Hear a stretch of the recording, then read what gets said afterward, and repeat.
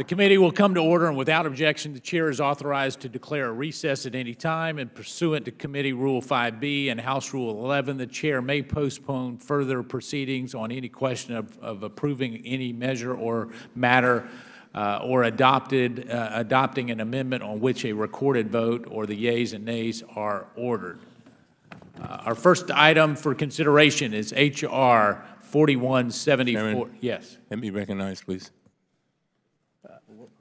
Just for a brief statement. For what purposes? Before we start, I just wanted to, before we go into the markup, I just had a brief statement. The gentleman is recognized for a statement. Thank you very much. Mr. Chairman, I do want to address the bills we have on the agenda today, but first I want to take a few moments to ask about the 6 motions for subpoenas we asked for and asked to be placed on the agenda today. Let me provide some background for members very briefly. Nearly 2 weeks ago, on October 20th, the chairman's staff came to our staff and asked which items we wanted on the agenda for today's business meeting. We asked for 6 motions for subpoenas, and we explained exactly what they were. First is a subpoena for documents relating to Michael Flynn that the White House has been withholding in response to our committee's bipartisan request in March. Chairman Gowdy now argues that seeking these documents might somehow interfere with a criminal investigation, but he held the opposite position on the Benghazi committee. Second is a subpoena for documents the White House is withholding about the President's top aides using private email for official business. The chairman now argues that we should wait until the White House conducts an internal review, but we have received no date certain and no commitment for all of the information we're seeking. Third is a subpoena for documents about reports that Jared Kushner and Ivanka Trump relocated their personal email accounts to the Trump Organization after our committee directed them not to do so. We asked the chairman to join us in obtaining these documents, but he declined. Fourth is a subpoena for documents the White House is withholding relating to the administration's response to hurricanes in Puerto Rico and the United States Virgin Islands. This request was nearly identical to the one our former Republican chairman, Tom Davis, sent after Hurricane Katrina, but again, Chairman Gowdy declined to join.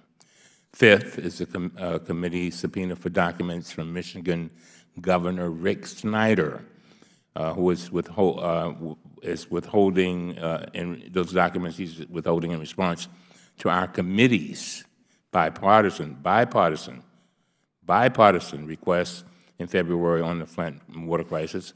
The chairman did agree to ask the governor to explain the discrepancies in his testimony to our committee, but he declined to join us in obtaining documents that would show if he was telling the truth.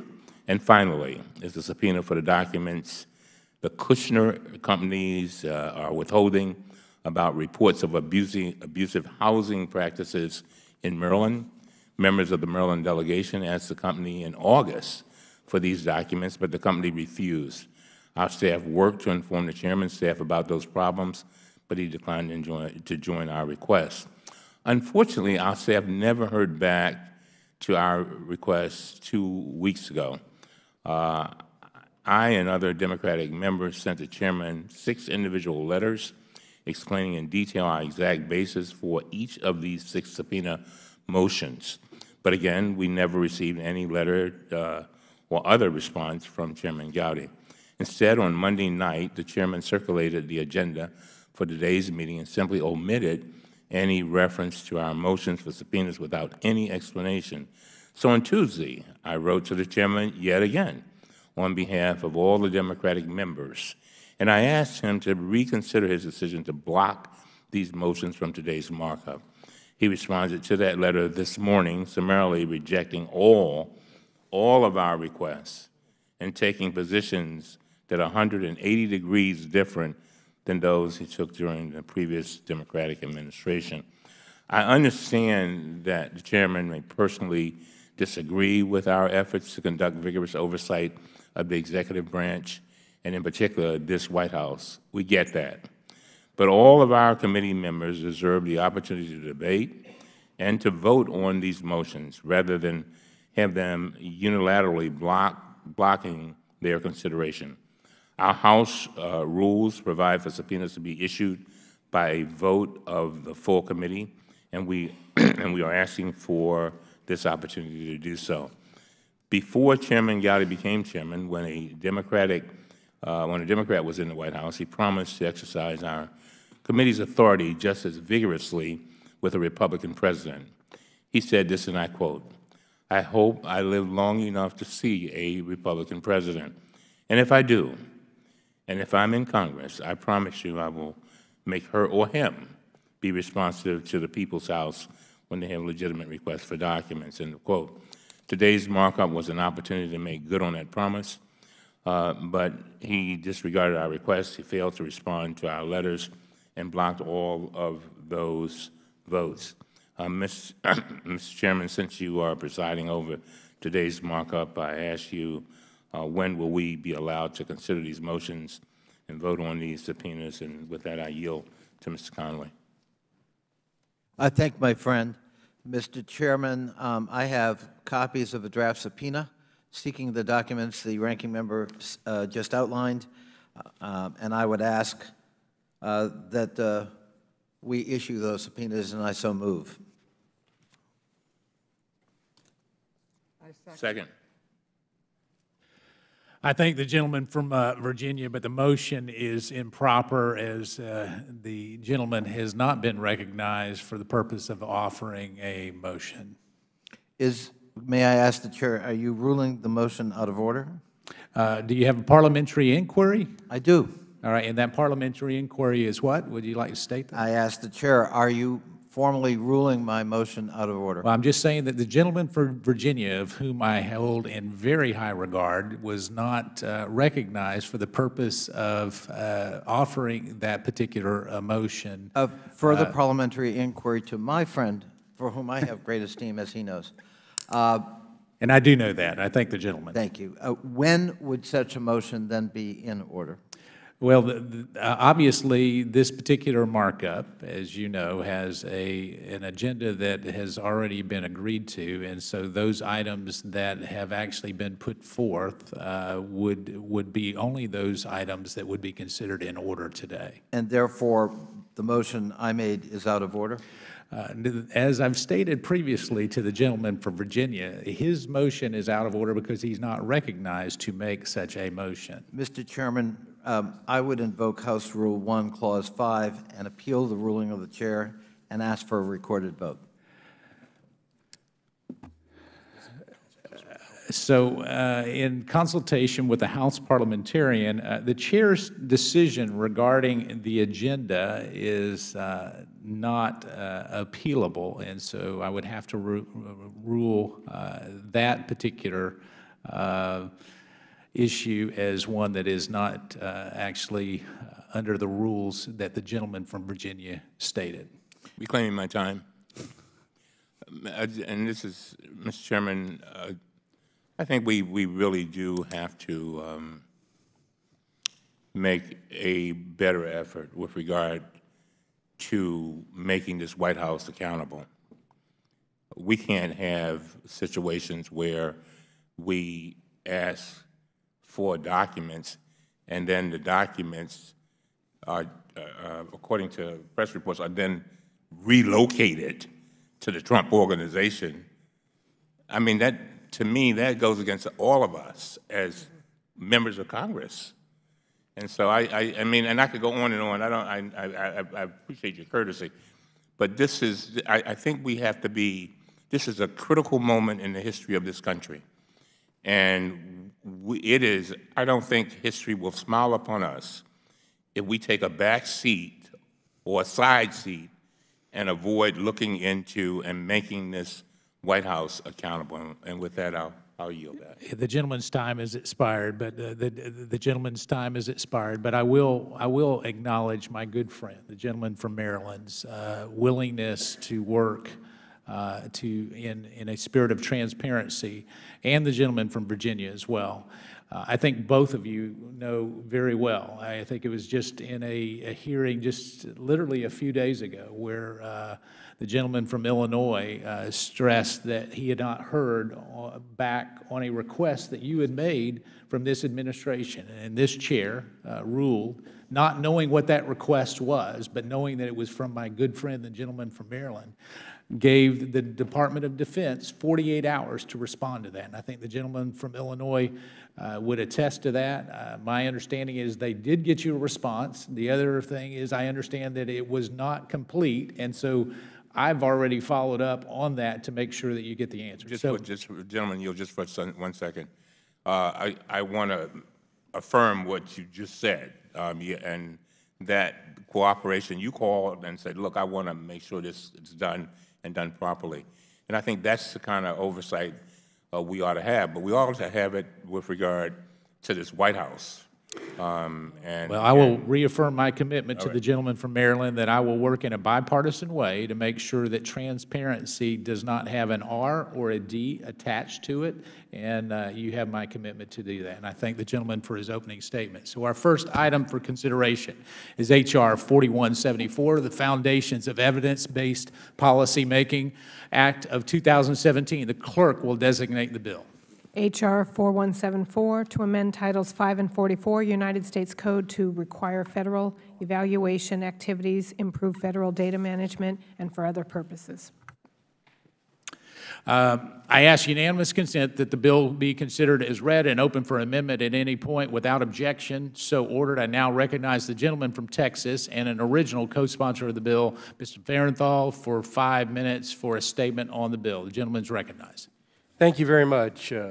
First, I'd like to thank Speaker Paul Ryan and his staff for working with us on this bill and for his commitment to improving the way the federal government uses data to solve problems and improve lives.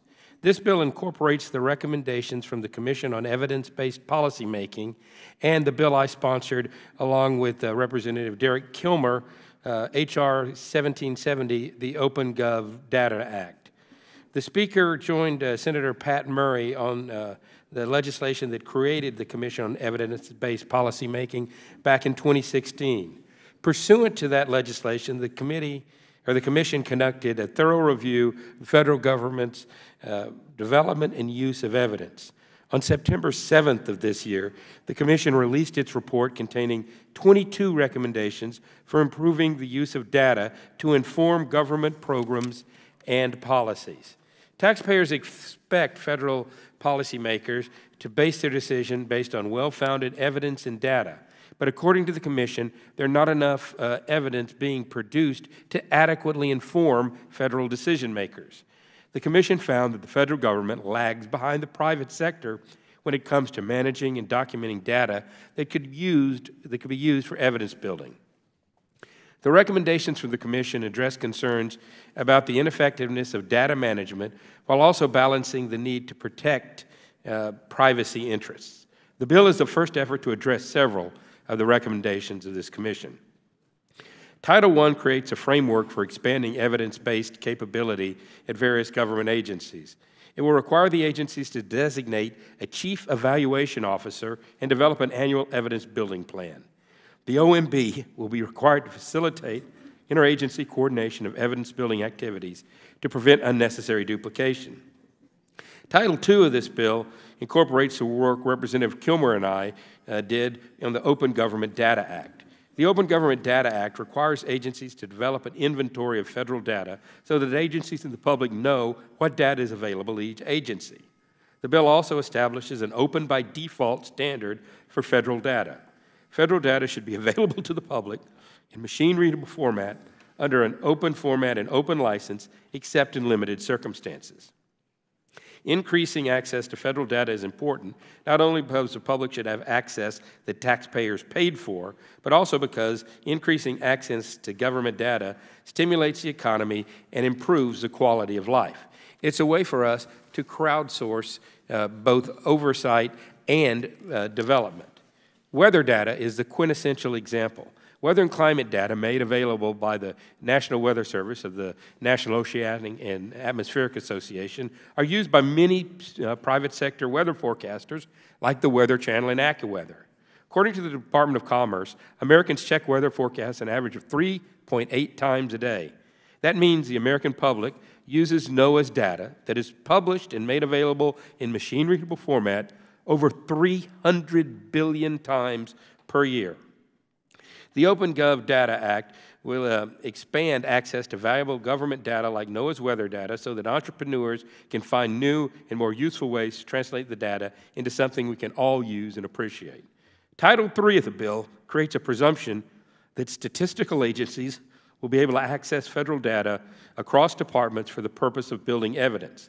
The bill also creates a structure in which statistical agencies can approve the accessibility of government data for researchers and for other entities for the purpose of evidence building.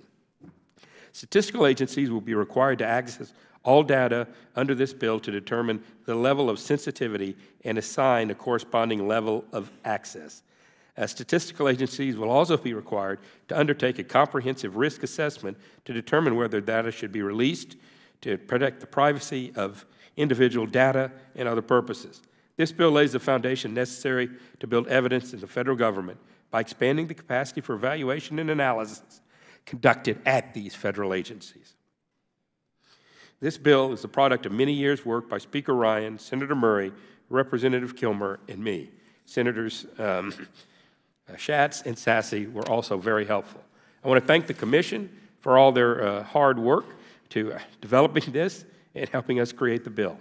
This bill will help us create a more efficient, transparent, and accountable government, and I urge my colleagues to vote yes on this. I thank the gentleman from Texas for his work, and as we continue to embark on this particular effort, certainly working with many of the stakeholders that you already have done to improve not only this effort, but continue that process, you know, groups like D&B and other stakeholders who have actually had a critical role. I thank the gentleman for his work and his leadership, as well as the Speaker and those that have been mentioned in the upper chamber. I now recognize the ranking member of the full committee, the gentleman from Maryland, Mr. Cummings, for his statement. Thank you very much, Mr. Chairman. The Foundations of Evidence-Based Policy Making Act would establish a framework to support greater access and use of government data.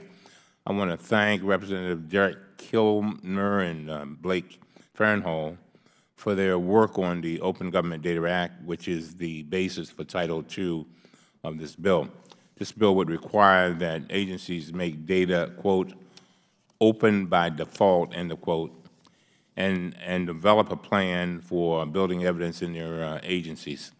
The bill would require that the Office of Management and Budget develop a federal catalog and inventory of agency data assets, and that each agency designate chief evaluation officers and chief data officers who would work to ensure that agencies utilize data effectively. The goal of this bill is to ensure that Congress and the executive branch are able to make important policy decisions based on evidence. This is not always currently the case. For example, take the Teen Pregnancy Prevention Program. Funding for this program was recently cut, even though there is significant evidence that it works, and it works well. If we are going to demand more and higher quality evidence from federal agencies, it is imperative that Congress and the executive branch advance policies supported by that evidence. And with that, I yield back. I thank the gentleman. Does any other member wish to be heard? The gentleman from Michigan, Mr. Mitchell, is recognized for 5 minutes. Thank you, Mr. Chairman. I thank the Chairman for allowing me to speak in support of the Foundations for Evidence-Based Policymaking Act of 2017 that Speaker Ryan, Representative Kilmer, and Farnhole have worked so hard on. I'm very pleased to see them embrace these efforts as a first step in improving decision-making at the federal level. I want to draw attention to a couple of goals of the Commission that this legislation advances. First, it's the recommendation that this information be more readily shared across the agencies. Second, that protecting the privacy of individuals must be reflected in this data. It's a priority. Third, that they develop strategies for effectively sharing data that's appropriate with the public, such as the no information that Mr. Farrell recognizes. These fundamentals are essential to the responsible utilization of the data for decision-making in the federal government. What astonishes me is that we have to have a commission to decide we should share the data. The taxpayers have already paid for the data. Sharing data within agencies and across agency lines is essential to ensure effective government decision-making for deciding policies that affect America. This act will improve the return on investment of taxpayers on decision-making here in Congress and, frankly, at state and local levels. Much of the focus of the value of this legislation from the committee's perspective will be on the benefits from a policymaking perspective. This is critical. However, done properly, this also provides information to taxpayers and making decisions that they make in their daily life. This legislation dovetails with something I've been working on since I came to Congress, which is the College Transparency Act, which requires that the use of data currently gathered by the government be shared with consumers so they can make effective decisions for themselves and their children in going to college. So I view this as the first step in moving forward and providing the information to taxpayers they've already paid for and expect the government to provide. I look forward on building on this legislation, making our government more transparent, and encouraging not only the public sector to make good decisions, but to empowering our citizens to make better use of the data they've already paid for to improve their lives. And with that, I yield back. Thank you, Mr. Chairman. I thank the gentleman. Does any other member wish to be recognized? The chair recognizes the gentlewoman from Michigan, Ms. Lawrence, for 5 minutes. Mr. Chairman, today I join my colleagues to ask that you allow the members of the committee to debate and vote on these motions to subpoena. This is the Oversight Committee. We cannot conduct effective oversight over this government if members on both sides of this aisle refuse to work together. One of the things I'm most concerned about is the committee's refusal to fully investigate the water crisis in Flint, Michigan. We have asked time and time again to demand that all documents related to Flint so we can get full answers about what happened.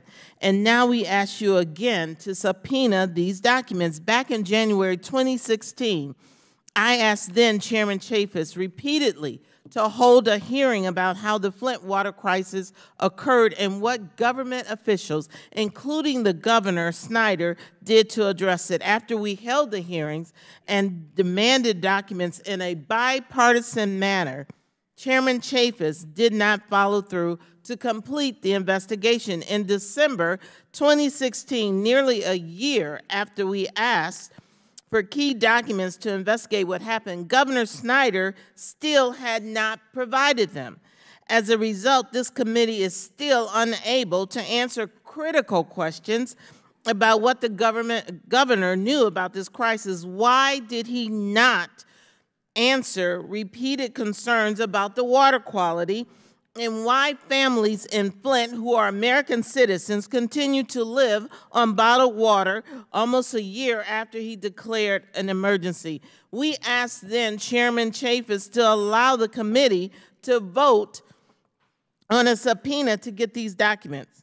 And instead, he closed the investigation without even consulting the other side of the aisle. On January 18th, 2017, we asked him again to reopen the investigation, and he refused. Now, back in Michigan, a former aide to Governor Snyder testified yesterday that the governor may have misled this committee about when he knew of the high lead levels and the damaging health effects happening to the people of Flint, again, who are American citizens. And yesterday, Governor Snyder's former aide, Harvey Hollis, testified and he told Snyder in January 2015 that there was concerns about the lead in Flint water.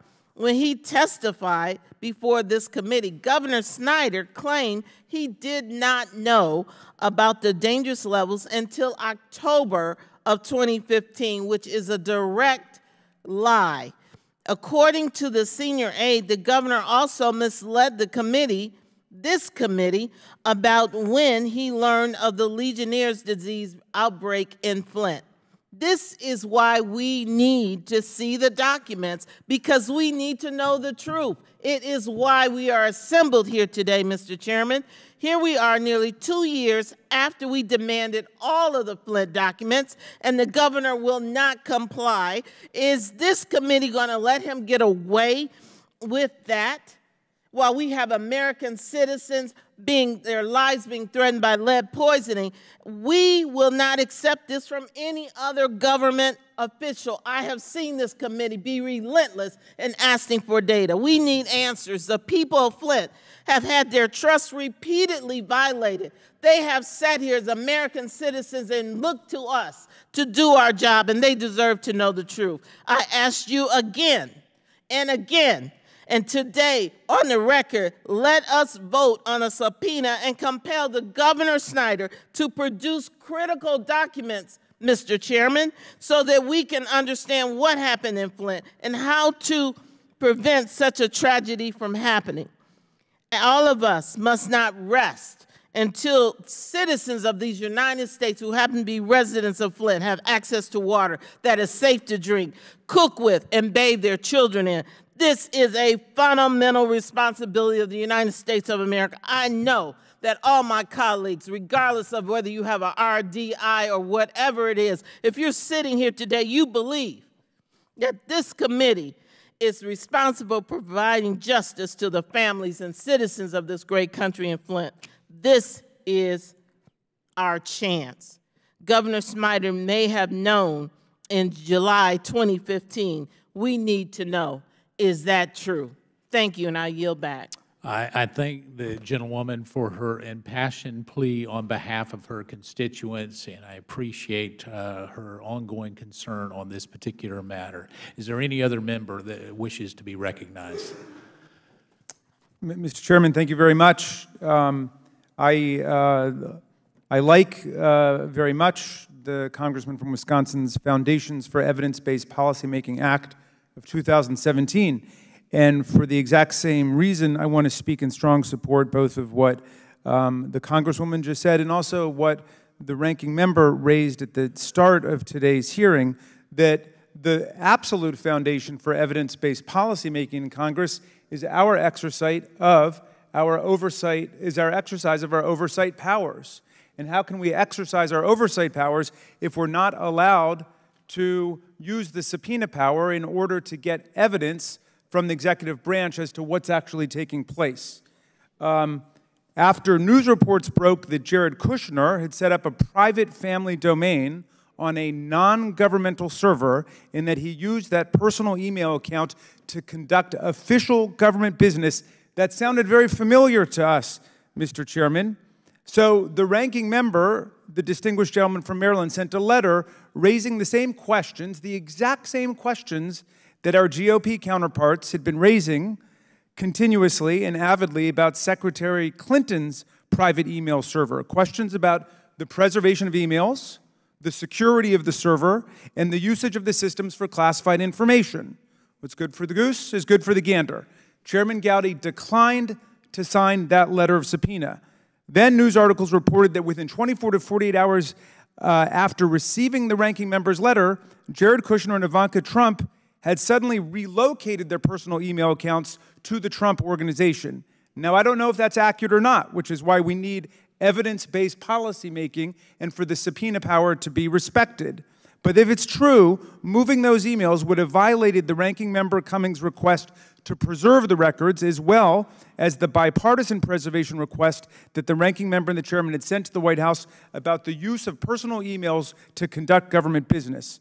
So the ranking member sent another letter to Mr. Kushner and Ms. Trump, the Trump Organization, and the service providers, asking all of them to provide information and immediate briefings about the state of the private server.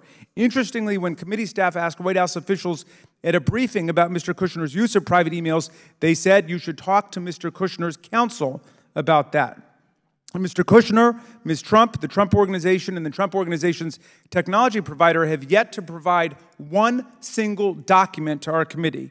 Our committee cannot conduct an evidence-based, credible investigation when the parties in question refuse to answer questions from the legislative branch of government. The questions we are asking seek the most basic information necessary to understand whether Mr. Kushner and Ms. Trump have violated the Presidential Records Act, whether they have taken steps to cure any violation, and whether any sensitive or classified information was put at undue risk because of their use of private email addresses, which many members of Congress have been denouncing. Many members here, including Chairman Gowdy, have emphatically stated for many years that the investigation of improper private email use is a legitimate and necessary and urgent use of our committee's resources. Now is the time for this committee to prove that it applies these principles in a nonpartisan way. Now is the time for our chairman to provide the same oversight to Mr. Kushner and Ms. Trump and other officials that we did to Hillary Clinton. The chairman should put the full force of our committee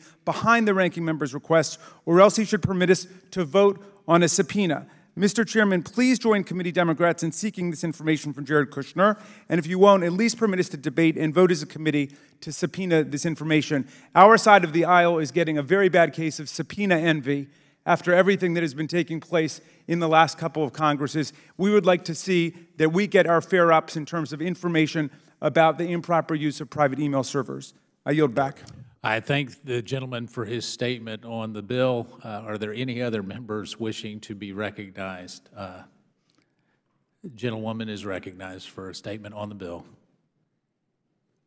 Thank you, Chairman, for recognizing me and giving me an opportunity, particularly to associate myself with the comments that were made by my colleague, Mr. Raskin, as it relates to the important responsibility of evidence-based policymaking, the important responsibility that we as an oversight committee have to gather that information and to do what we must do on behalf of the citizens of this country.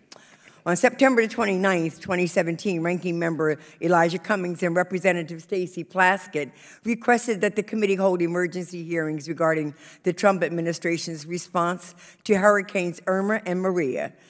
Chairman Gowdy refused. Ranking Member Cummings requested that Chairman Gowdy join him in sending document requests to 5 entities: the White House, the Department of Defense, Department of Homeland Security, Department of Health and Human Services, and the Governor of Puerto Rico.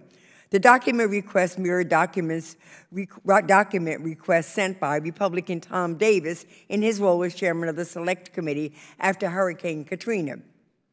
Breaking with precedent, Chairman Gowdy refused to send the letters to Governor of Puerto Rico or to the White House. No explanation was given for why the chairman walled off the White House. On October 11th, 2017, Ranking Member Cummings sent his own letter to the White House asking for documents related to the federal government's preparation and response to the recent hurricanes. The White House has failed to respond. Instead of holding an emergency hearing, Chairman Gowdy scheduled 3 members-only briefings with FEMA, the Department of Defense, and Department of Health and Human Services, and these briefings only raised more questions and concerns regarding the federal government response. At the FEMA meeting, Damon Penn, Assistant Administrator of Response Directorate, explained that FEMA did not make preparations to shelter more than 35 personnel in the Caribbean office at the time of the hurricanes. And at the HHS briefing, concerns about Department of Defense's response time were expressed. For example, HHS requested assistance from DOD 96 hours before Hurricane Maria to assist in moving medical supplies and mobile hospitals to Puerto Rico. However, DOD did not arrive until more than 3 weeks later. Still, Chairman Gowdy denied Ranking Member Cummings' request to schedule a briefing with the White House officials concerning the White House's response to Hurricanes Irma and Maria. No explanation was given. We cannot wall off the White House or anyone from our oversight. This is not a political issue. This is about ensuring that our government protects the health and safety of our citizens. And so many of our citizens are still in crisis. So we cannot afford to wait or delay any longer. We need to compel these documents from the White House. And if the chairman won't do it, we demand that he give us a chance to take a vote on the subpoena and have the committee issue it. Because as a recent electee to this Congress, I have known firsthand the very intense oversight responsibility that this committee has taken on in just a little over a year ago.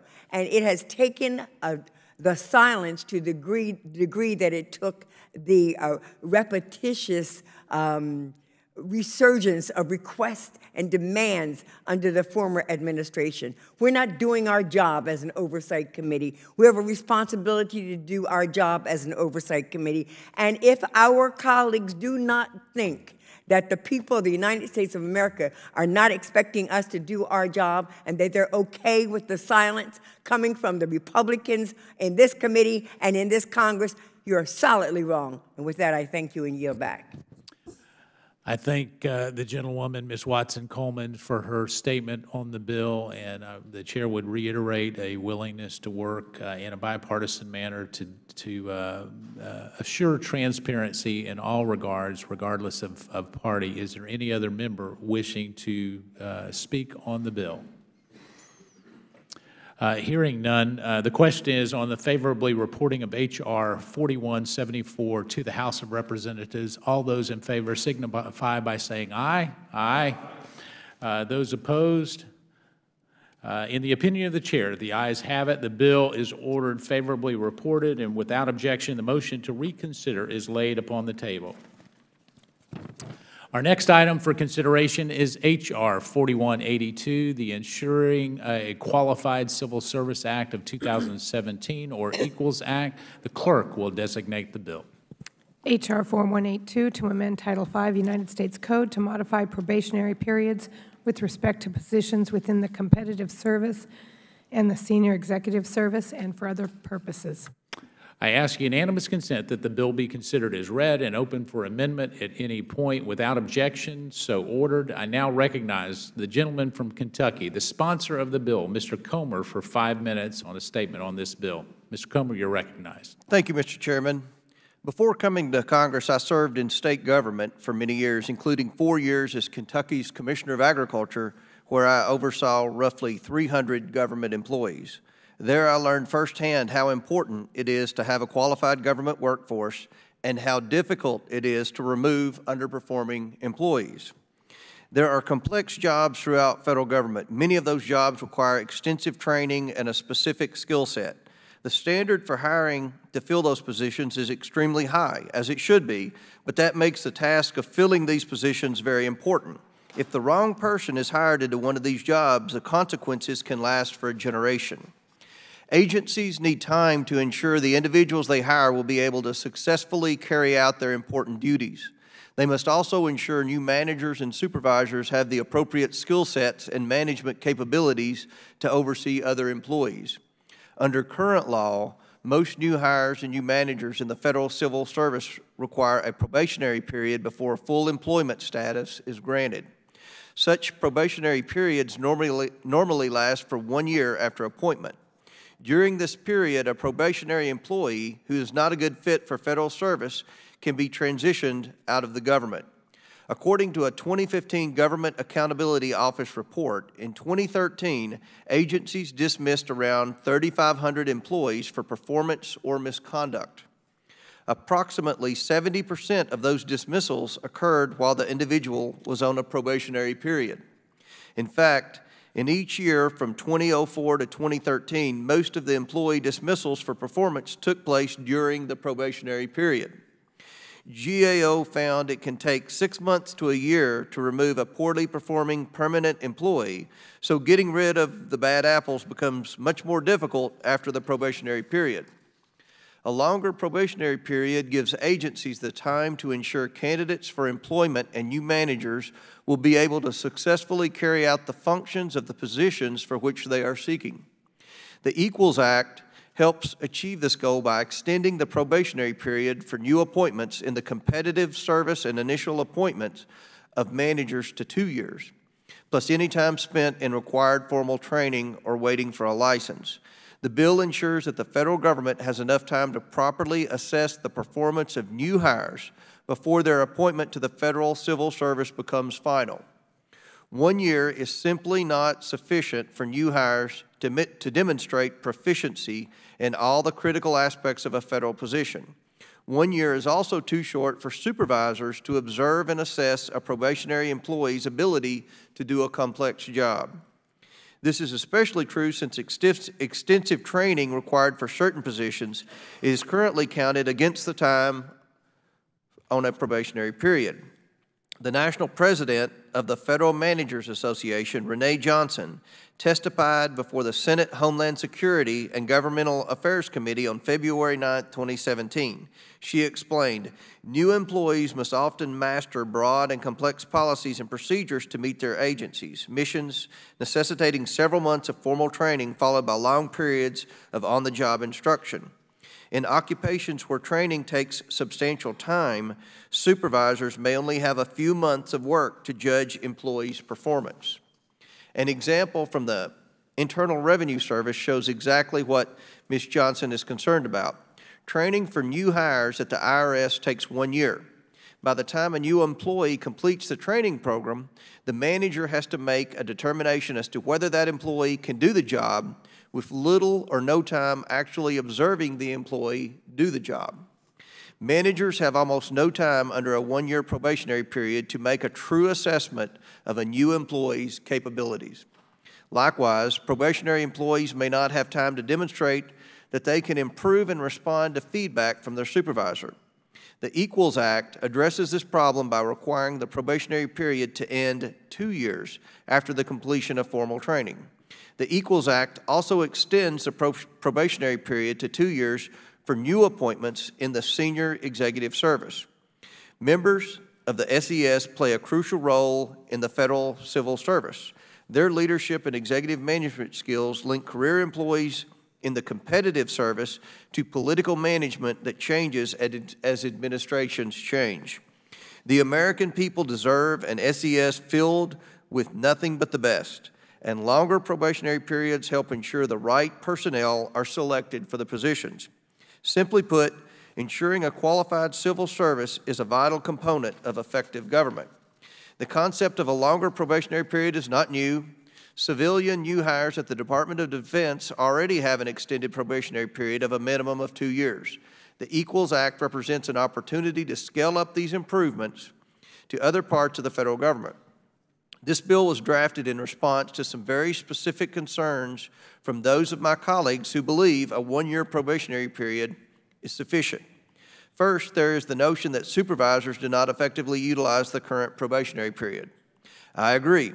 Supervisors do need to use the probationary period better to evaluate potential employees. That is why this bill requires supervisors to receive a notification when the probationary period is expiring and to certify in writing if the employee in question is worthy of conversion to career status. This helps keep supervisors accountable for conducting performance management responsibilities. Second, there is the misguided concern that probationary employees are somehow deprived of important due process rights. This is false. Employees are well protected during the probationary period. Depending on the case, probationary employees may appeal to the Equal Employment Opportunity Commission, to the Merit Systems Protection Board, or the Office of Special Counsel. I encourage my colleagues to support this common sense legislation that will ensure the American people are served by a professional and competent civil service. I ask unanimous consent that a letter of support for the bill from the Government Managers Coalition be entered into the record. Without objection, so ordered. The Government Managers Coalition is comprised of 5 major federal sector professional associations collectively representing the interest of over 200,000 supervisors, managers, and executives serving throughout the federal government. Again, I encourage my colleagues to support this bill, and I yield back, Mr. Chairman. I thank the gentleman from Kentucky for his leadership on this bill, and the chair now recognizes the ranking member of the full committee, Mr. Cummings. Thank you very much, Mr. Chairman. I believe that this committee's consideration of the Equals Act is premature and raises significant concerns. This legislation appears to be a solution in search of a problem. The committee has not yet examined whether there is a problem. We have not held hearings to look at the impact of the current 1-year probationary period or the extension of that period to 2 years for the Department of Defense personnel. We've not seen any evidence that federal agencies needs a blanket one-year extension of the probationary period for every federal job.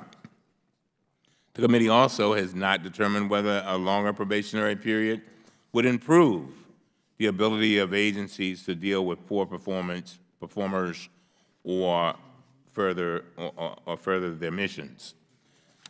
My Republican colleagues may cite the 2-year probationary period for the Department of Defense civilian employees enacted in last year's National Defense Authorization Act as precedent for this bill. However, they should know that the Defense Department did not request that change or otherwise indicate a need for it.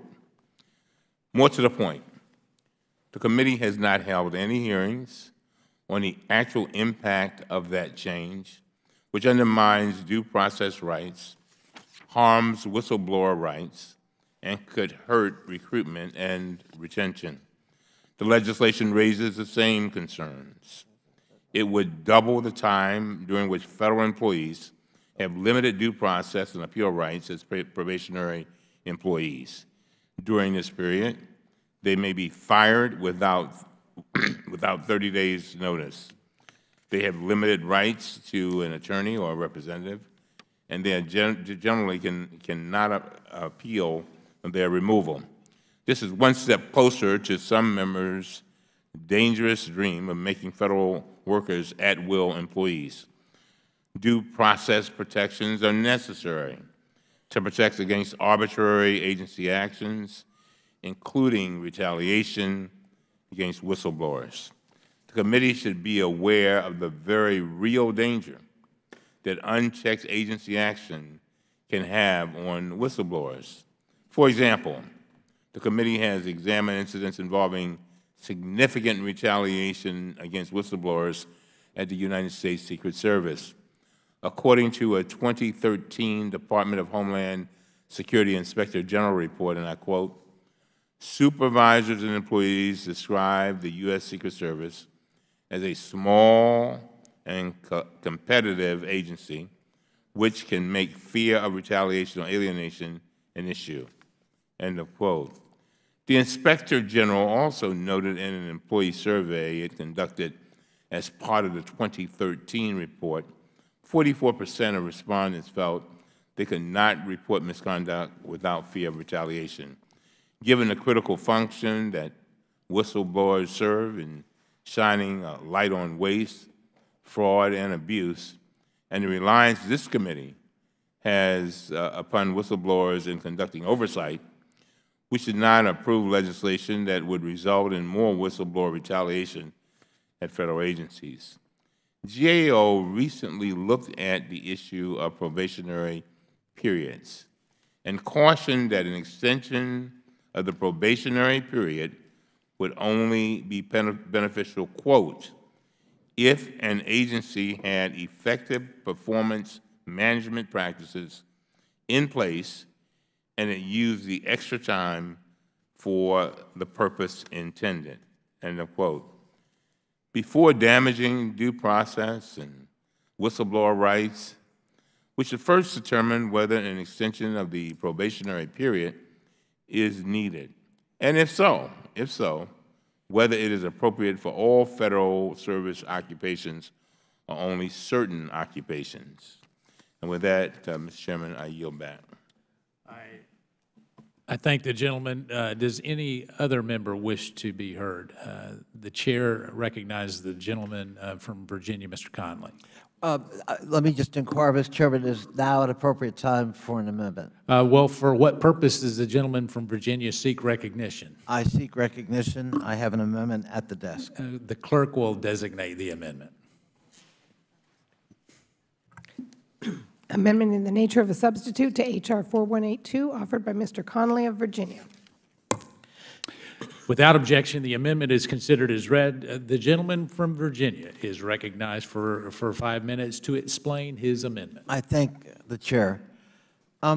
This may be a good idea. We don't really know. As the distinguished ranking member just indicated, there are lots of questions about the efficacy of this proposal. I, for one, am concerned about the potential impact on recruiting the workforce of the future. 40% of the current federal workforce is soon eligible for retirement. How do we recruit their replacements and get the requisite skill sets we need for many of these challenging jobs?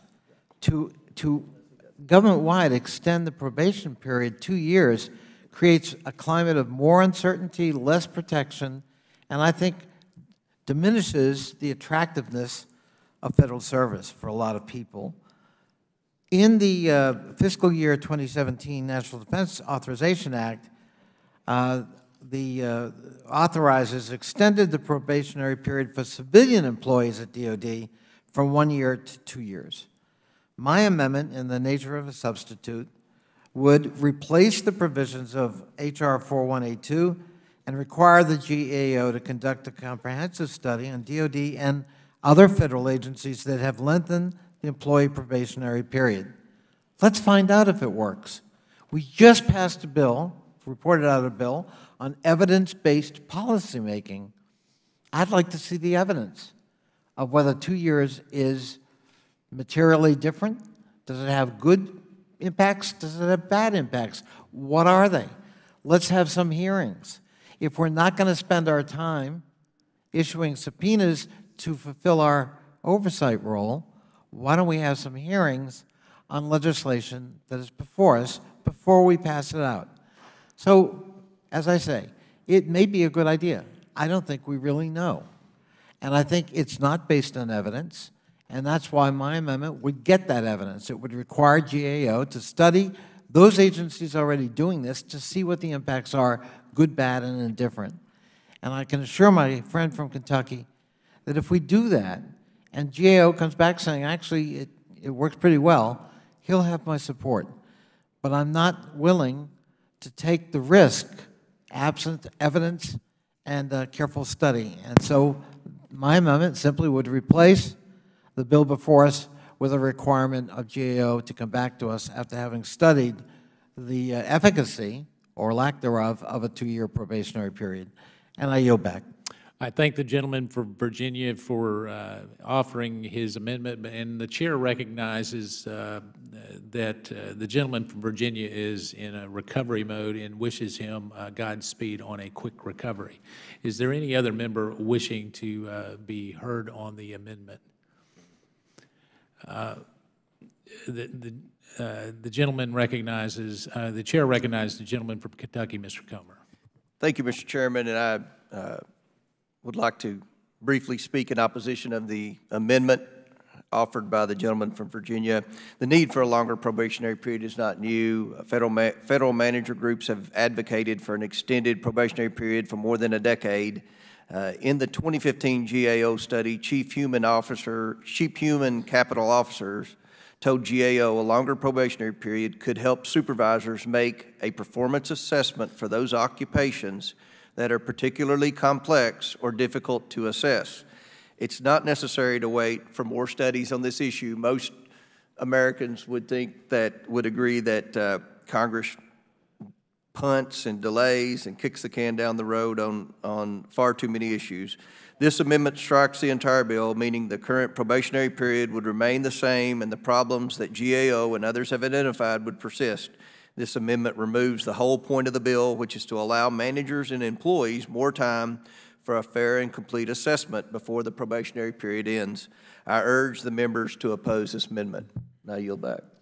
Thank the gentleman. The chair recognizes the gentleman from Maryland, the ranking member, Mr. Cummings. First of all, I support the gentleman's amendment. And I was just thinking the only folks that are getting kicked are federal employees. They can't get kicked over and over and over again. I often wonder why that is. We have people that run out and talk about people that do like first responding and people who do some jobs that nobody else wants. And they say all these wonderful things about the people at NIH and whatever. But at the same time, every year we find over and over again, Mr. Connolly, that federal employees are getting kicked, big time. I remember when they were trying to do some budget balancing. They balanced it on the backs of federal employees. Said we're going to take their money and use it for unemployment, I think it was. Yeah. And furloughs, and we can go on and on and on. And I think the gentleman's amendment is reasonable. He's saying, okay, let's take a look at this, and if you got a problem, let's figure it out. But let's not just do a blanket effort with regard to, you know, just saying, okay, we're going to take the 1 year and turn it into 2 years, and hopefully that'll give you more time. Next thing you know, it would be 3 years. And continuing down that slippery slope. And I would just say to all of us that the people that make this place run are federal employees. I mean, everywhere you go, you got federal employees. You got them at the parks. You got them everywhere. And I think they're getting a little bit tired of getting kicked. And so with that, I think the gentleman presents a reasonable amendment and one that we should take a look at. And with that, I'm just wanted to make it clear that I support the amendment. Does any other member wish to be heard? The gentleman from Pennsylvania, Mr. Cartwright. Thank you, Mr. Chairman. I wish to associate myself with the remarks of the gentleman from Virginia and the ranking member from Maryland about this. We're not just kicking federal employees in this country, we're whipping them. And they have become the whipping boys and the whipping girls of politicians from coast to coast. I said this before and I'll say it again. The rule when employing federal employees is that you get what you pay for. It is a rule that applies in many other aspects of capitalism. And if you continue to whip the federal employees and make their jobs more and more miserable and less secure, what happens is the good ones wander off into other occupations and employments, and you are left with what you're left with. As employers, the federal government, we should be looking to make it attractive to work for the federal government so that we get the brightest and the best and the hardest working young people and people of every age coming to work for the federal government. For us, we are the employers. Now, Mr. Comer's bill has merit, and I think it's really worth looking into. And I hope my brother from Kentucky recognizes that Mr. Connolly of Virginia's amendment is not an attempt to disrespect him or his amendment or his bill. It is not. It is an attempt to give respect to it and to look into it. Now, certainly, the gentleman from Kentucky cites complaints from federal managers. And federal managers want a longer probationary period, and we get that. But there are two sides to a labor management discussion, and we need to hear from labor as well. So with that, I urge adoption of the gentleman from Virginia's amendment, and I yield back. Thank the gentleman. Does any other member wish to be heard? Hearing none, the question is now on the amendment offered by the gentleman from Virginia, Mr. Connolly. All those signify in favor signify by saying aye. Aye. All those opposed signify by saying no. No.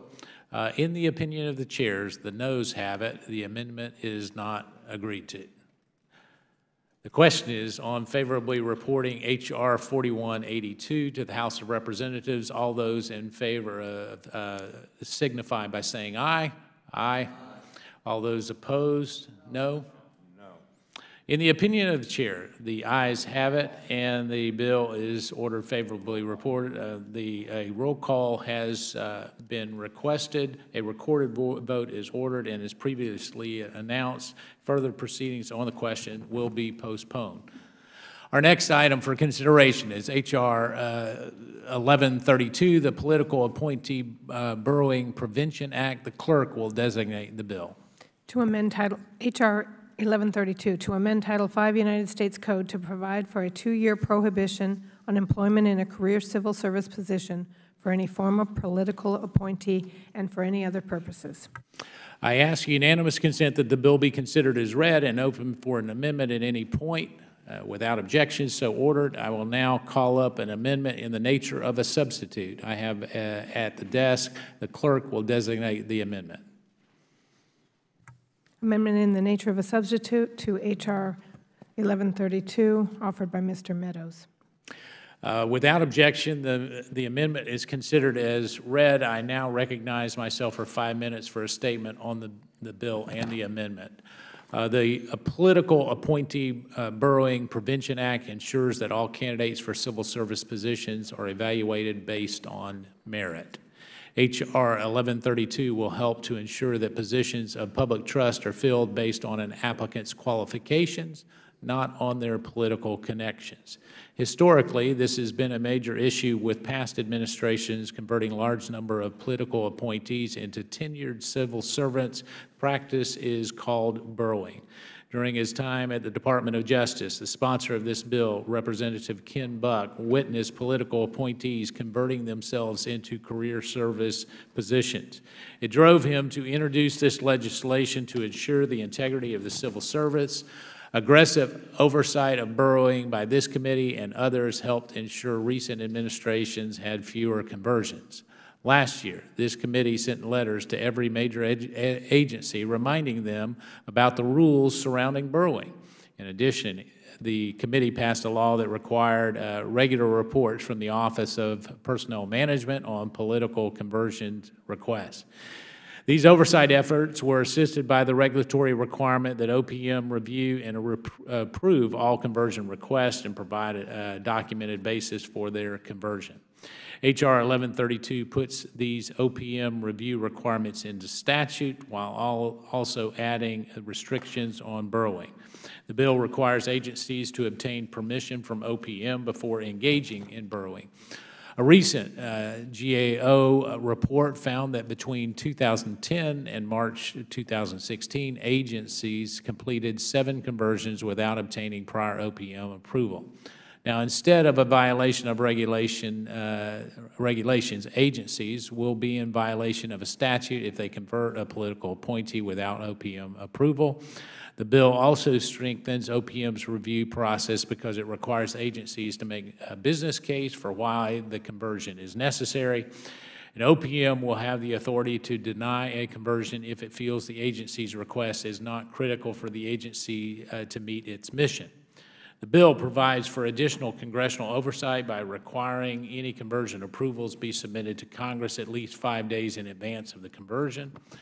And this ensures Congress is kept abreast of political conversions in real time. It also ensures OPM is collecting the information necessary for proper review of conversion requests.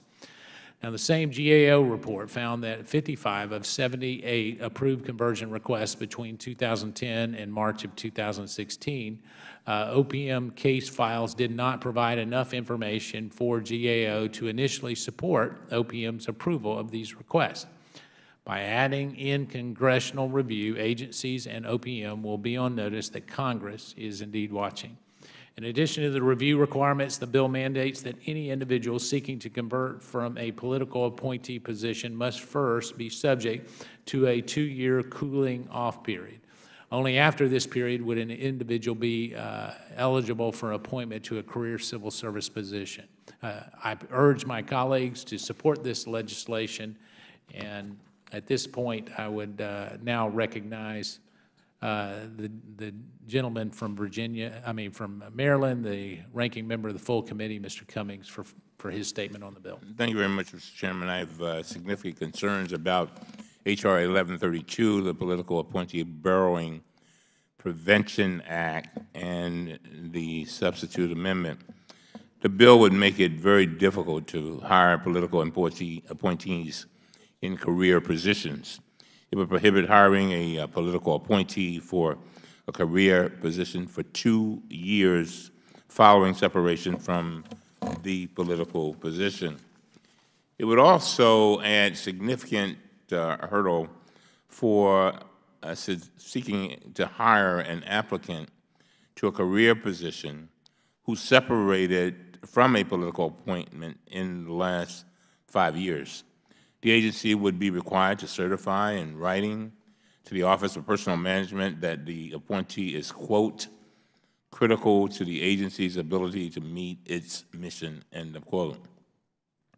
It's not clear that these additional obstacles to hiring qualified career staff are necessary. There are several controls in place already to ensure that when former political appointees are hired into career positions, the selection process is fair, open, and based on skills, knowledge, and ability. For example, agencies currently must seek approval from OPM prior to appointing former political appointees to a career position.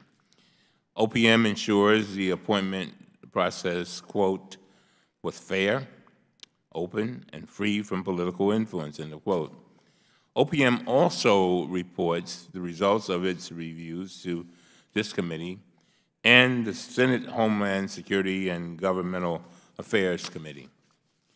A February 2017 report found that OPM reviewed just 16 requests by agencies to hire former political appointees from October 1st, 2016 through January 20th, 2017, and did not find reason to deny any of these requests.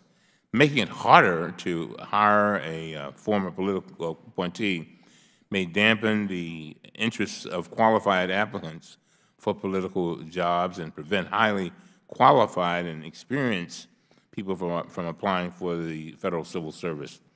We all want the best people in the federal government.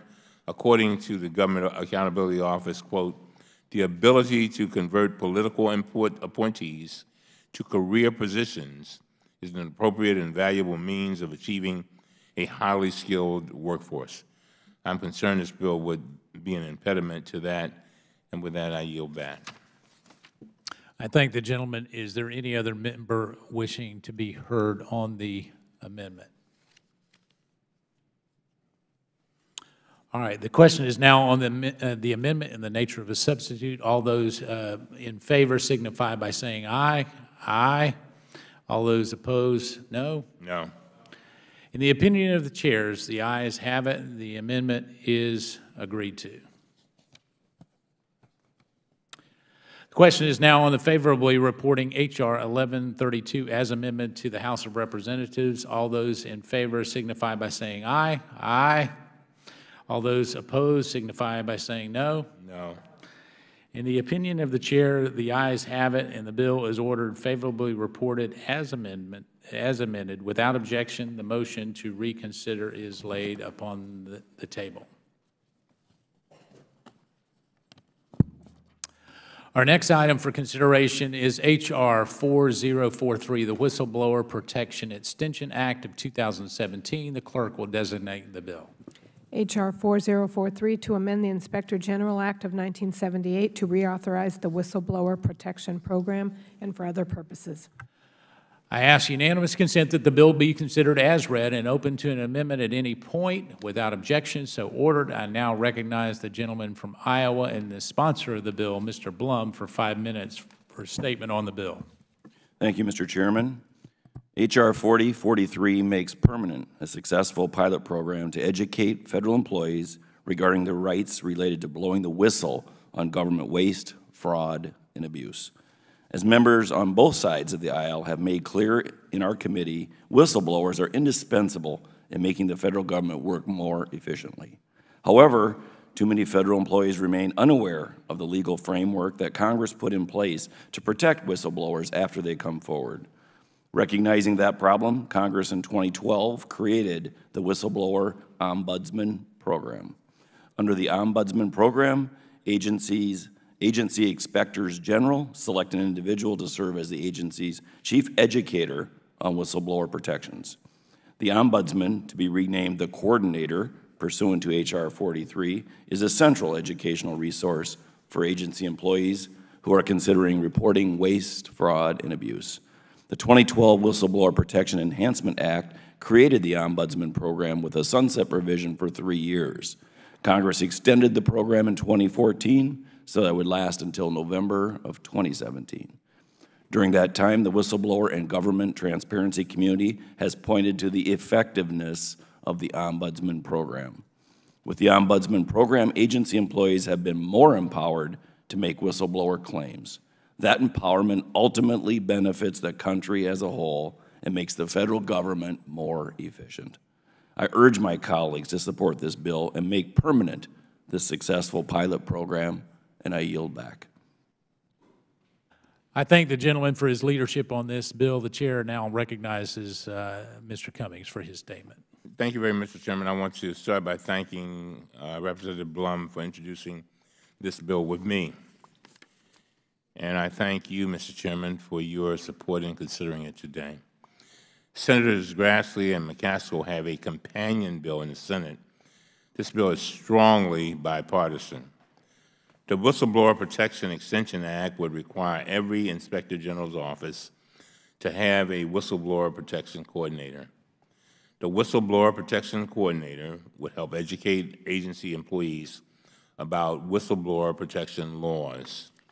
This would help employees who want to blow the whistle know their rights, and it also would inform agency management that it is against the law to retaliate against whistleblowers.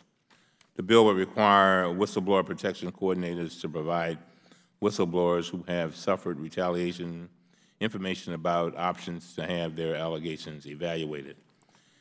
No matter how strong we make our whistleblower protection laws, they will not work if whistleblowers cannot figure out how to use them.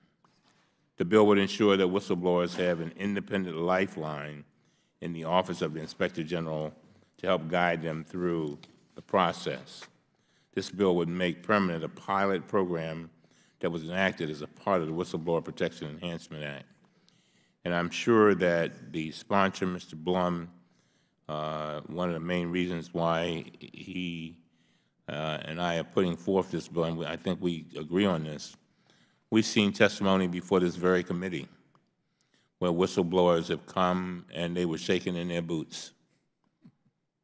I mean, really, it was really sad. And we sit here and we say, you know, we're going to protect you, we're going to do everything we can. But I know, like I, when we walk out the door, we wonder whether we can effectively do that.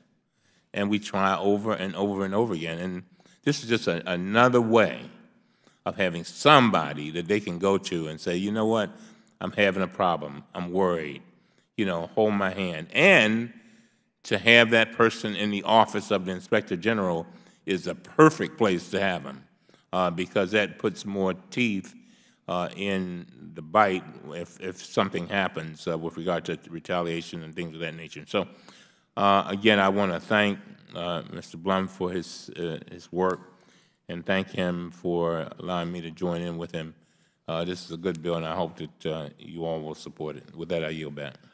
I thank the gentleman. I thank the gentleman from Iowa, Mr. Blum, and the gentleman from Maryland, Mr. Cummings, for their leadership on the protection for whistleblowers. There is no greater protection that must be enshrined and protected by this committee. And I can say that whistleblowers shouldn't have to fear an administration of one particular party or another. They should have uniform protection, and I thank both of you for your leadership. Is there any other member wishing to be heard?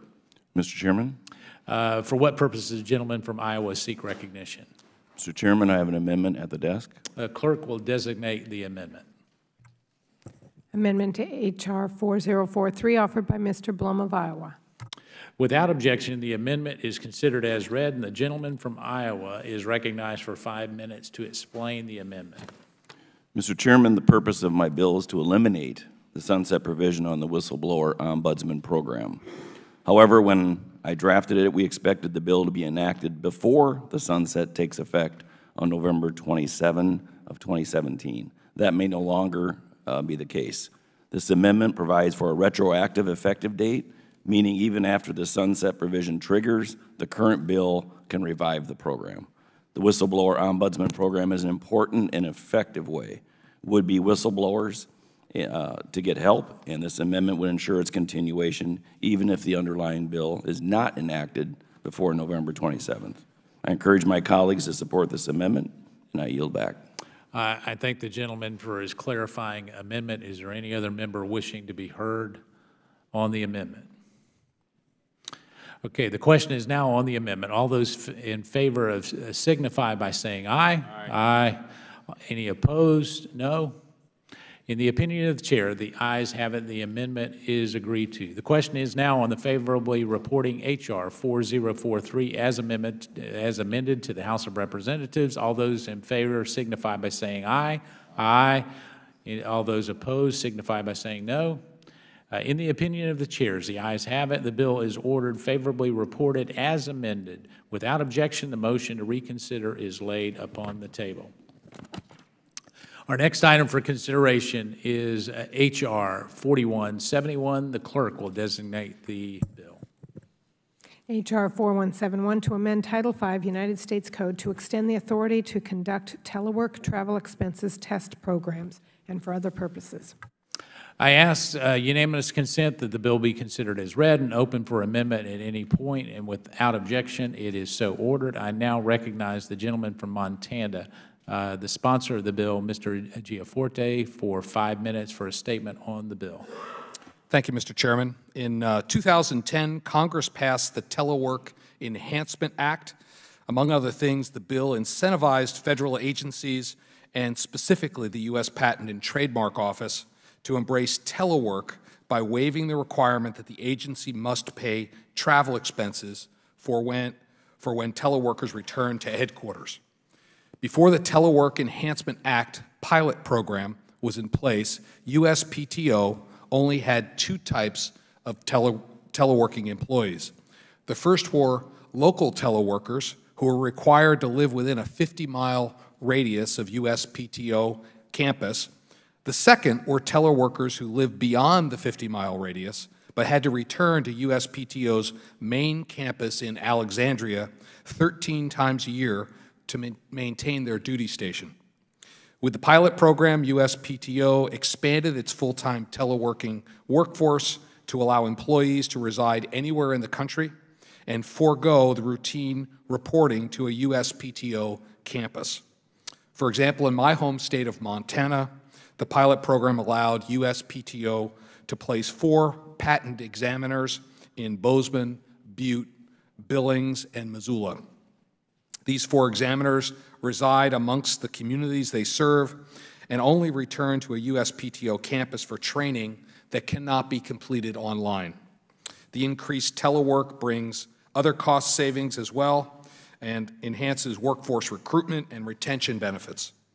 USPTO estimates the agency's telework program saved $77.4 million in fiscal year 2016. It also increased personnel retention. The pilot program is set to expire in December of this year, absent congressional action. USPTO has requested an extension, and my bill extends the program by 3 years in order to give USPTO the time to absorb the travel costs of pilot program personnel. I urge my colleagues to support the bill. In closing, I'd like to address the issues of telework accountability. The Subcommittee on Government Operations held a hearing in December of 2016 on a report detailing potential time and attendance abuses at USPTO by both teleworkers and employees who physically report for duty. The Department of Commerce Inspector General found nearly 288,000 unsupported hours over a 15-month period at the agency, accounting for nearly $18.3 million in potential waste.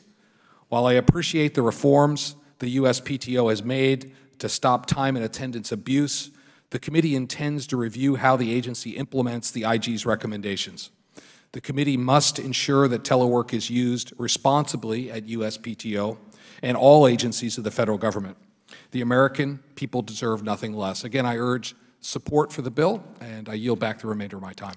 I appreciate the gentleman from Montana's leadership on this important piece of legislation. The chair now recognizes the gentleman from Virginia, Mr. Conley, for a statement on the bill. I thank the chair, and I'm pleased to be an original co-sponsor of this bill, extending PTO's Telework Enhancement Act pilot program. And I would certainly echo the comments of our new colleague from Montana. To me, telework is something that goes hand in glove with technology. And the chairman and the ranking member and so many other members, Will Hurd, who's not here today, and of course Robin Kelly from Illinois, we've worked hand in glove to try to modernize IT and push the federal agencies to deploy them creatively, to see the role of IT as something that can be transformative. As we look to recruiting the workforce of the future, the millennial generation is going to take it for granted that we have a flexible workplace, that mobile devices allow us to work from anywhere, and that a structured telework program, of course, will be in place. If you're going to attract the talent of the future, you're going to have to deal with that. We also know that telework is important in terms of continuity of operations. We here in the nation's capital have had terrorist incidents, we've had natural disasters that have precluded physically people going to the place of employment. Telework programs in place allow us to continue to serve the American people without interruption. They can also save money. As my friend from Montana pointed out, the estimate here is the pilot program saves $77.4 million. That's one pilot program in one agency. The potential cost savings are considerable. So this committee, which has always been supportive of telework, needs to give additional pushes, both on the IT modernization side, the chairman and I have worked so hard for, but also the deployment. Telework is a tool predicated on the use of IT that can really be transformative. And I would finally add, as a local member of Congress representing the National Capital Region, telework can have an appreciable impact on the congestion that plagues us daily. So long as it's a structured program, and as my friend from Montana points out, so long as we also call out any bad actors. Don't let them taint a good program that does good things, that gives us additional capabilities because someone cheats. Let's ferret out people who are abusing it, but not lose sight of the fact that this is a powerful tool that can really make government more productive and efficient and save money for taxpayers. So I thank my friend from Montana for his leadership in this bill. I'm proud to be his original Democratic co-sponsor. I urge my colleagues to approve the bill. I yield back. I thank you both for your work on this particular bill. I look forward to working with both of you on the accountability as we move forward to make sure that any bad actors do not put this in jeopardy. And the gentleman from Virginia knows good and well our bipartisan work on behalf of the federal workforce here in many times in his district. So are there any other members wishing to be recognized? All right, seeing none, the question is on favorably reporting H.R. 4171 to the House of Representatives as, and all those in favor signify by saying aye. Aye. All those opposed signify by saying no. In the opinion of the chairs, the ayes have it. The bill is ordered favorably reported, and without objection, the motion to reconsider is laid upon the table. May I inquire of the chair just one quick question? The gentleman will state his inquiry. Do we have any idea when the recorded vote might occur, just for planning purposes? Probably at the most inopportune time for you.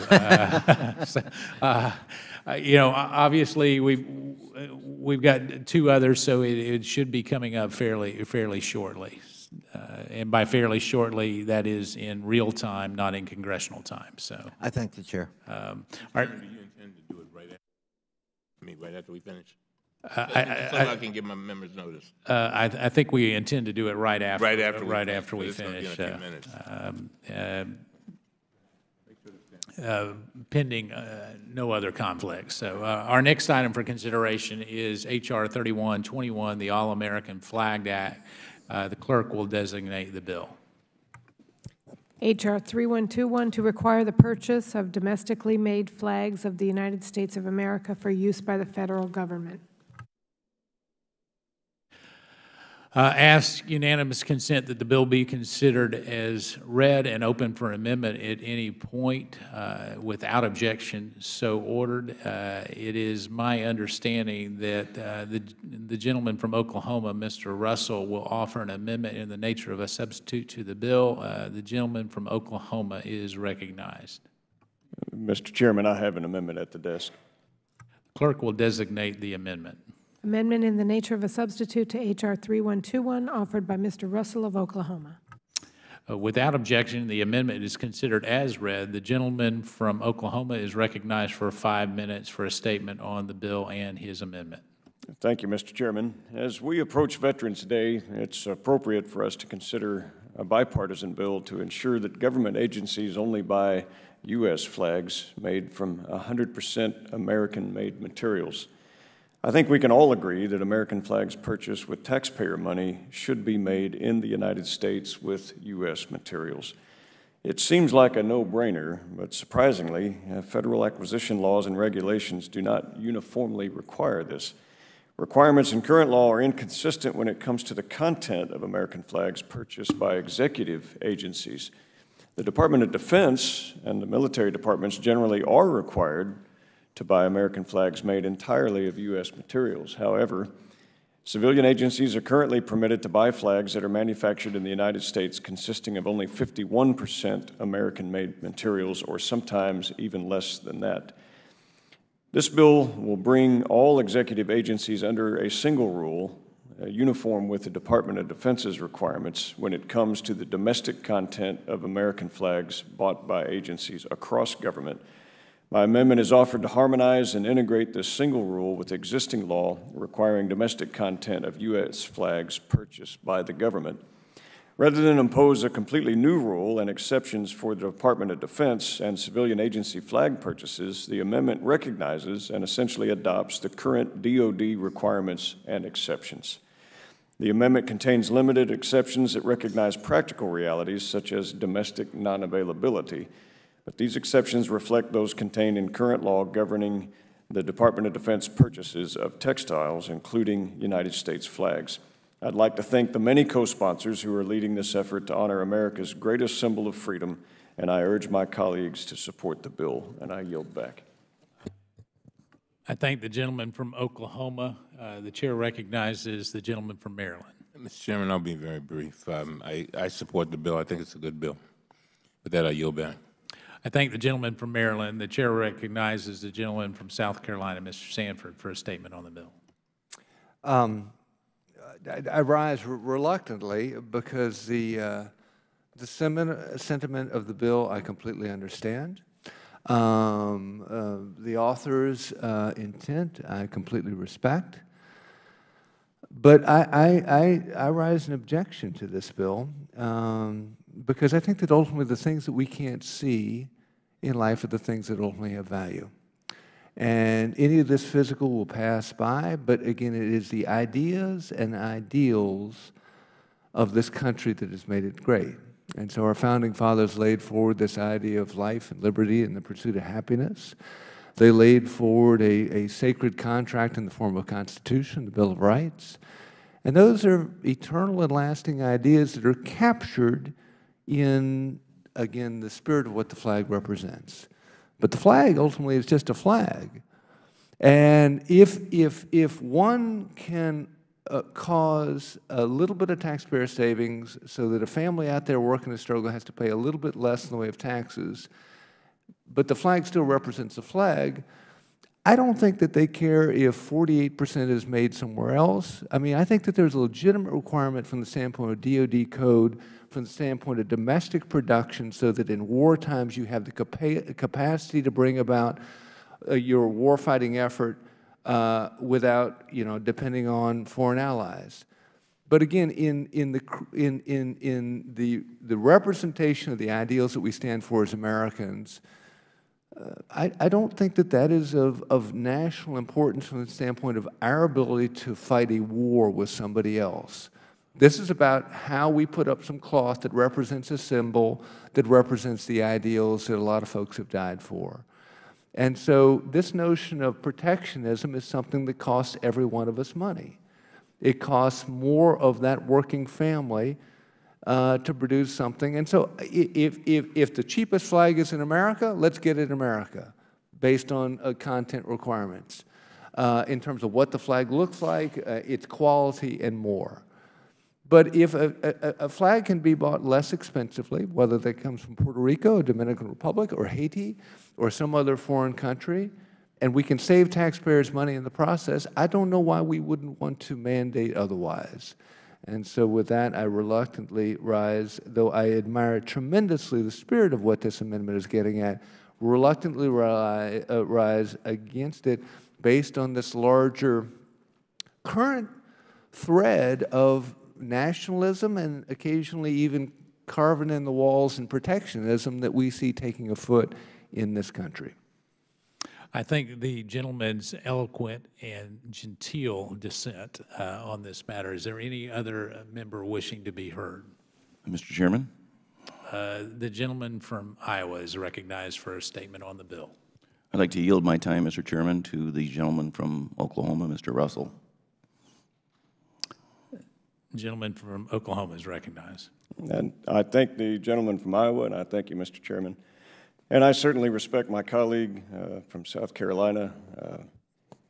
To make American flags in America is not un-American. And I would also remind my colleague that Puerto Rico is America. It is not a foreign country. It is part of the United States with American citizens, and we respect those citizens.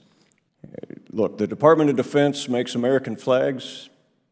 They are required to make it with all U.S. materials. We have convoluted patchwork of laws.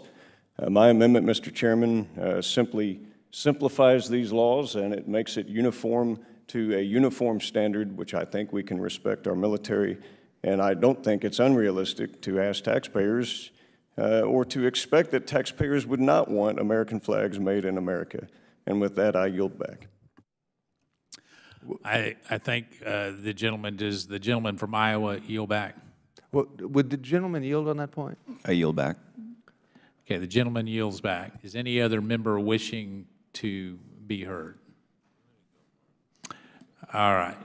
Hearing none, the question is now on the amendment in a nature of substitute. All those in favor signify by saying aye. Aye. All those opposed, no. No. In the opinion of the chairs, the ayes have it. The amendment is agreed to. Mr. Chairman, on that, I'd ask for a recorded vote. Okay. A recorded vote is ordered and as previously announced, further proceeding on the question will be postponed.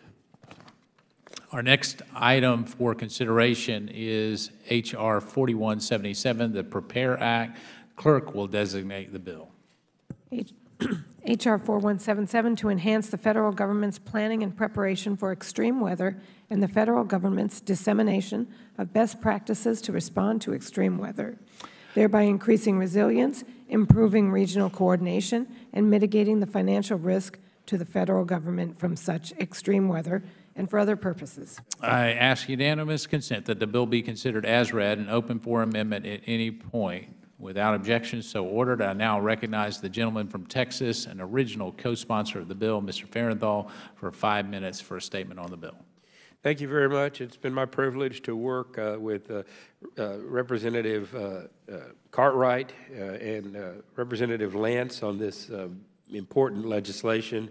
You know, extreme weather events are hard to predict and can strike at a moment's notice. The district I represent in Texas experienced that just a couple of months ago with Hurricane Harvey.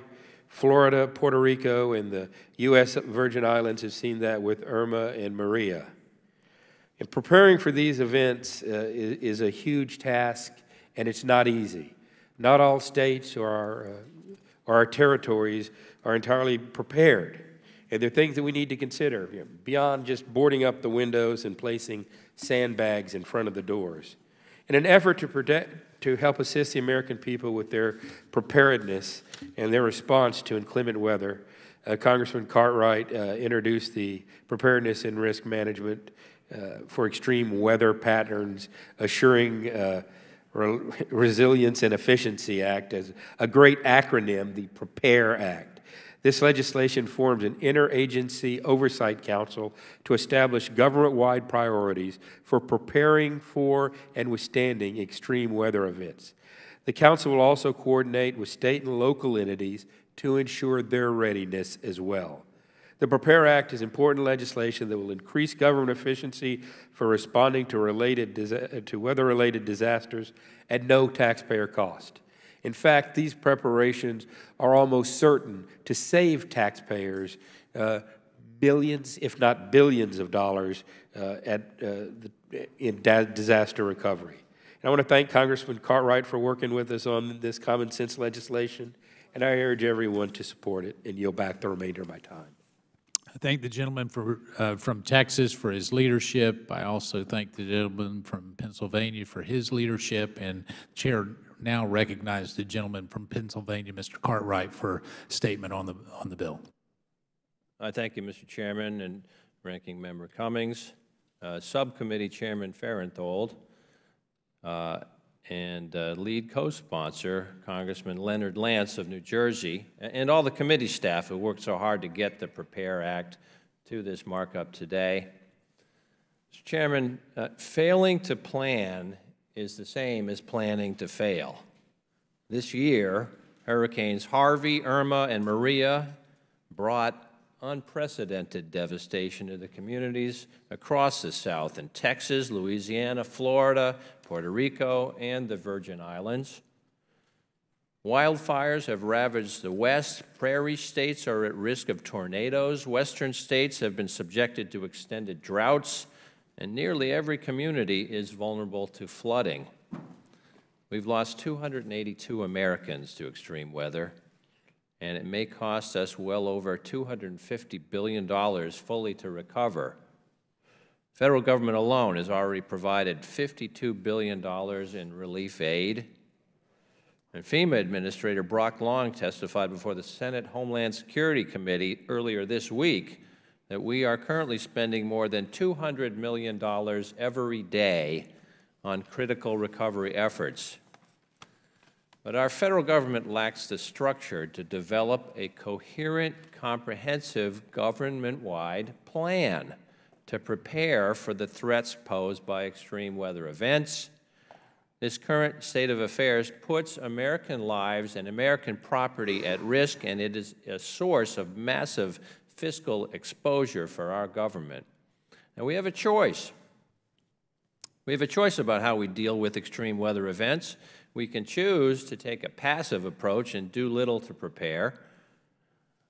We can place all our bets on post-disaster response, mobilizing resources after every storm passes, after every flood subsides, after every wildfire burns out. Or we can choose to take a proactive approach. We can make a plan.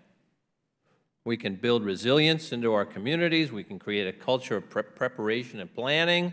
We can develop building codes that will withstand those 500-year floods. We can design resilient grids to minimize outages during hurricanes and keep the lights on in our hospitals. We can invest in natural infrastructure, conserving wetlands that provide drainage and flood suppression. To me, the choice is clear. The path of resilience and preparation is the smart way forward. This PREPARE Act is a common-sense, bipartisan, zero-cost solution that will help our nation weather the next storm. PREPARE creates a comprehensive oversight structure and a process to identify and minimize risk to our government and to our communities. It carefully coordinates the executive branch to implement government-wide resilience efforts. It directs agencies to develop extreme weather adaptation plans, to work proactively to mitigate risk and minimize federal fiscal exposure. It requires annual reports to ensure that we stay on the right path toward a resilient country. It removes barriers and creates opportunities to work with state and local planners to get them the resources and information they need better to prepare for extreme weather and protect their communities. And all of this is accomplished with zero new spending. Investments in resilience make smart business and economic sense, making our communities stronger, safer, and more livable in the future. Business leaders in our country know that preparation makes sense, which is why the vast majority of Fortune 100 companies have developed plans themselves to manage risks from natural disasters and extreme weather.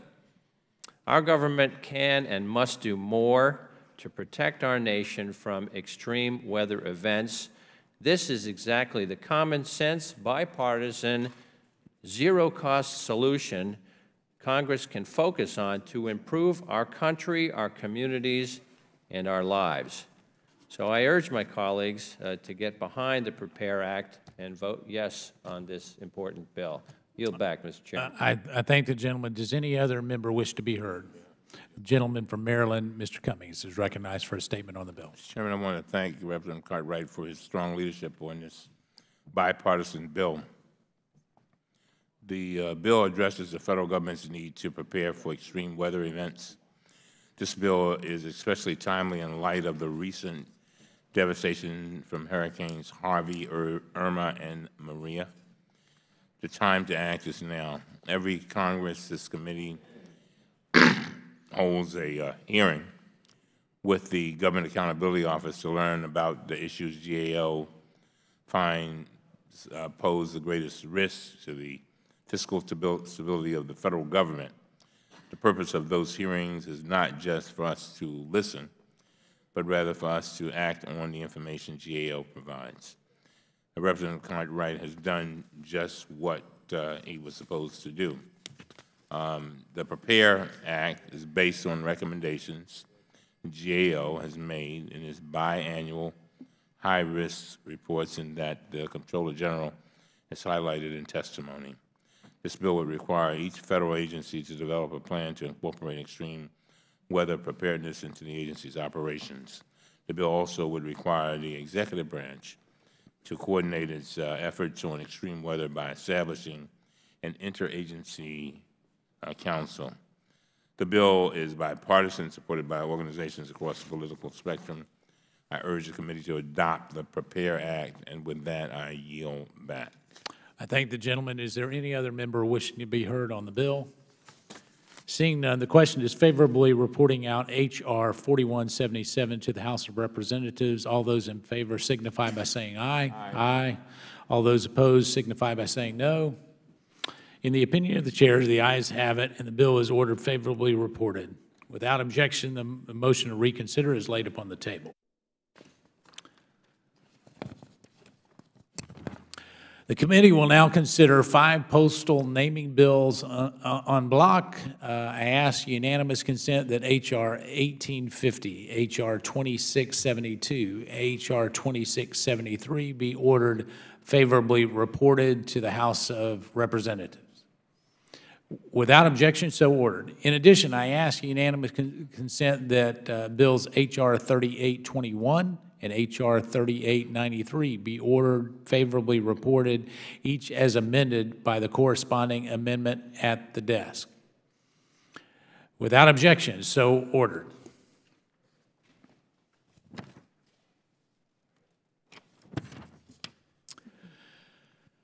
The committee will now resume consideration of H.R. 3121.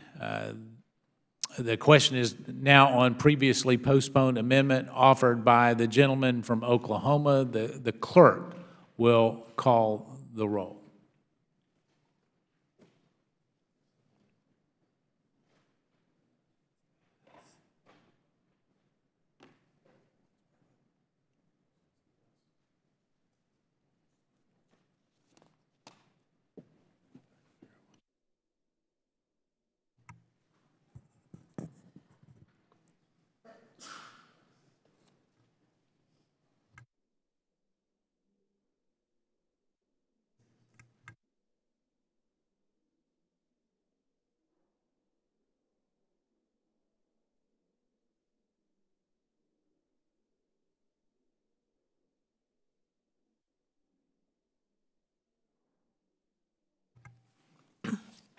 Mr. Gowdy, Mr. Duncan. Mr. Duncan votes yes. Mr. Issa, Mr. Jordan, Mr. Sanford, Mr. Amash. Mr. Amash votes yes. Mr. Gosar. Mr. Gosar votes yes. Mr. Desjardins. Mr. Farenthold. Mr. Farenthold votes yes. Ms. Fox. Ms. Fox votes yes. Mr. Massey. Mr. Meadows. Mr. Meadows votes yes. Mr. DeSantis. Mr. DeSantis votes yes. Mr. Ross. Mr. Walker. Yes. Mr. Walker votes yes. Mr. Blum. Mr. Blum votes yes. Mr. Heiss. Mr. Russell. Mr. Russell votes yes. Mr. Grothman. Mr. Grothman votes yes. Mr. Hurd. Mr. Palmer. Mr. Palmer votes aye. Mr. Comer. Mr. Comer votes yes. Mr. Mitchell. Mr. Gianforte. Mr. Gianforte votes yes. Mr. Cummings. Mr. Cummings votes no. Ms. Maloney. Mr. Cummings votes yes. Ms. Maloney. Ms. Norton. Mr. Clay. Mr. Clay votes yes. Mr. Lynch. Mr. Lynch votes aye. Mr. Cooper. Mr. Cooper votes aye. Mr. Connolly. Mr. Connolly votes aye. Ms. Kelly.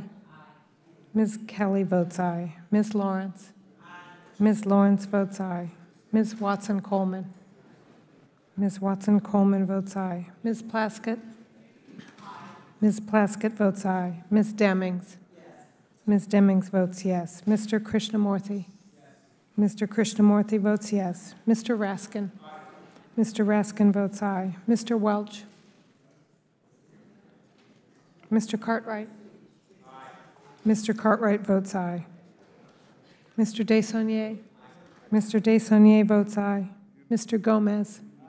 Mr. Gomez votes aye. How is Mr. Jordan, recorded? Mr. Jordan is not recorded. Mr. Jordan votes yes. How is Mr. Sanford recorded? Mr. Sanford is not recorded. Aye. Mr. Sanford votes aye. Hold on. I'm confused. This is the Flag Act, or this? The vote is on the amendment in the nature of a substitute. On the Flag Act? Yes. Then, may I amend that? That was a no. I apologize. I thought we were in the bill before. I apologize. Okay. Mr. Sanford votes no. Okay. How is Mr. Hurd recorded? Mr. Hurd is not recorded. Mr. Hurd votes aye. How is Mr. Ross recorded? Mr. Ross is not recorded. Mr. Ross votes aye. How is Mr. Welch recorded? Mr. Welch is not recorded. Mr. Welch votes aye. How is Mr. Heiss recorded? Mr. Heiss is not recorded. Mr. Heiss votes yes. Is there anyone who has not voted who wishes to vote? How is Ms. Maloney recorded? Aye, please. Thank you. Ms. Maloney votes aye. Is there any other member who wishes to be recorded? The clerk will report the tally.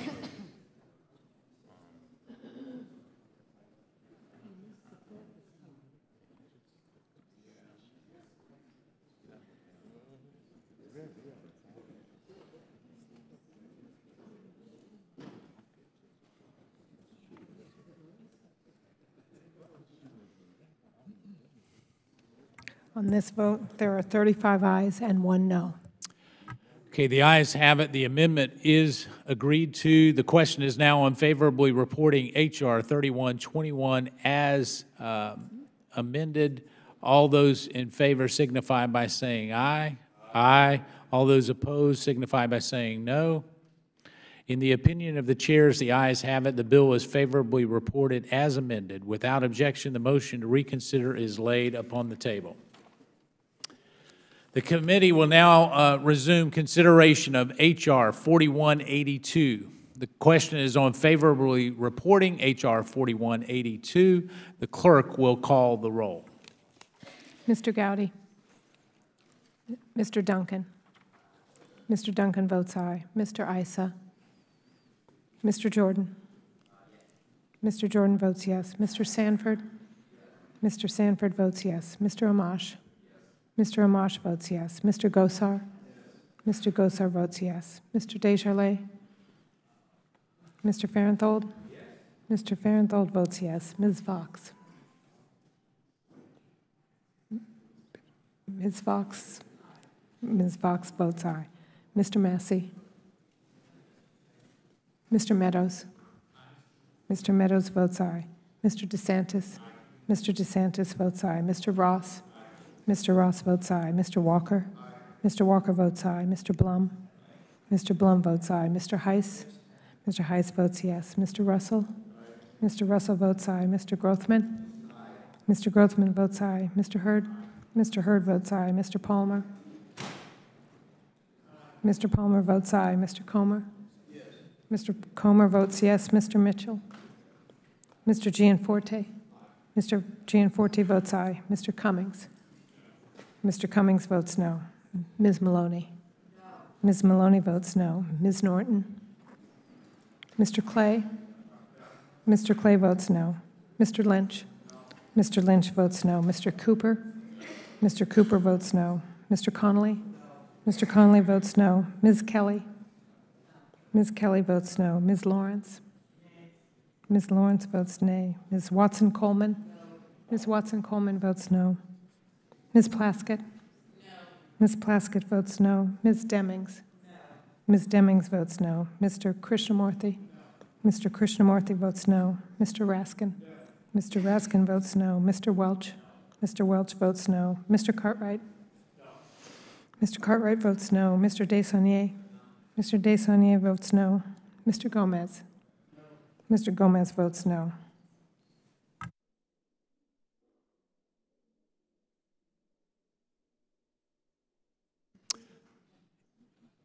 Is there any member not voted that wishes to be recorded?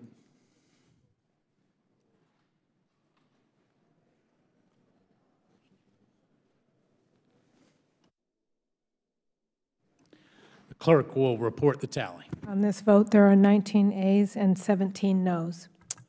Okay, the ayes have it. The bill is favorably reported, and without objection, the motion to reconsider is laid upon the table. I ask unanimous consent that the staff be allowed to make necessary technical and conforming changes to the bills reported today, subject to the approval of the minority. Without objection, so ordered. If there is no further business, without objection, the committee stands adjourned.